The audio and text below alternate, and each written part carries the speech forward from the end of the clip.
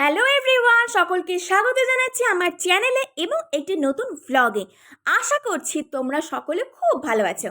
তোমাদের ভালোবাসাতেও আমরা বিন্দাস রয়েছি। তো ছুটির দিন যেহেতু অর্পণে, সেই জন্য তো একটু বাজার হাট করতেই হবে। হ্যাঁ, ঠিকই ধরেছো যে মিনি ভ্লগে দেখিয়েছি আগের দিন সবজি বাজার করলাম।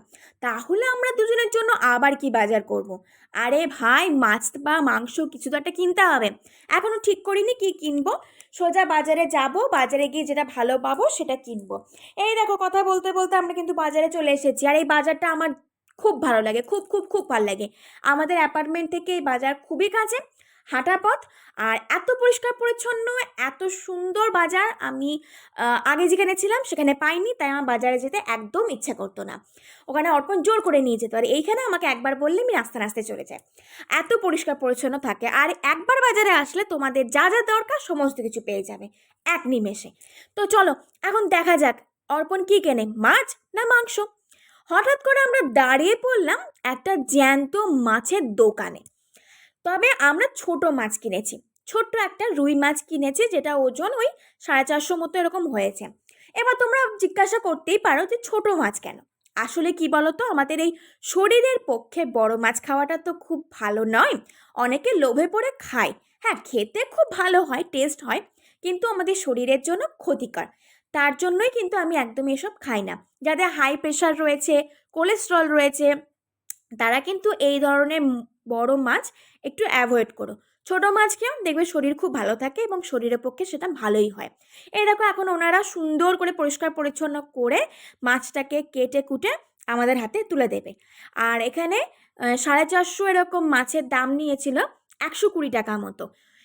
আমাদের এখানে একটু দাম বেশি। আমার বাড়ি অর্থাৎ কান্দিতে অনেকটাই দাম কম। বাজারের সমস্ত জিনিসেরই দাম অনেকটাই কম, অনেকটাই হেরফের আছে কান্দির সাথে কলকাতার। আর এইখানে একটা ছোট্ট ডগিকে দেখালাম, এর ভিডিও আগে একদিন আমি করতে গিয়েও করা হয়নি। তো আজকে ওর ভিডিওতে নিয়ে নিলাম। তো এরপর আমরা সোজা বাড়ি চলে এসেছি। আসার সময় একটু ঘুগনি কিনে নিয়ে এসেছিলাম জলখাবারে খাবো বলে। সবার আগে অর্পণ এখন স্নান টান সেরে পুজো আর্চা করছে। আমি এদিকে তোমাদের সাথে একটু গল্প করে নিচ্ছি। ভয়েস ওভারটা দিচ্ছি এই কারণে যে ভয়েসটা আমি দিয়েছিলাম সেটা পুরো এলোমেলো হয়ে মিউট হয়ে গেছে। এবার চলো রান্নাবান্না কী করবো সেটা দেখে নাও। অলরেডি আমি চাপিয়ে দিয়েছি মেথির শাক। সমস্ত আনাজপাতি কেটে দিয়েছে আমার বর।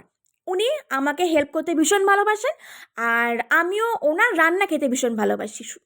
এবার মাছ হবে, আলু করলা ভাজা হবে, শাক হবে। তো খাওয়া দাওয়াটা চটপট করে নিয়েছিলাম, মারাত্মক খিদে পেয়ে গেছিলো। এবার সেটা আর ভিডিও করা হয়নি।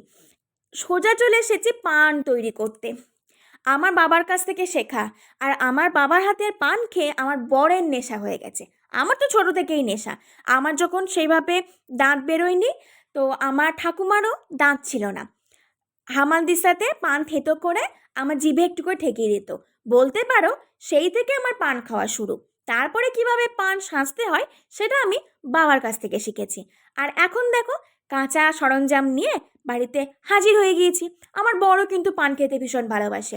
আগে এসব কিন্তু ওর ছিল না, এখনই হয়েছে। তবে শ্বশুরমশাইয়ের হাতের পান বলে কথা, অত ভালো পান বাপু আমি করতে পারিনি।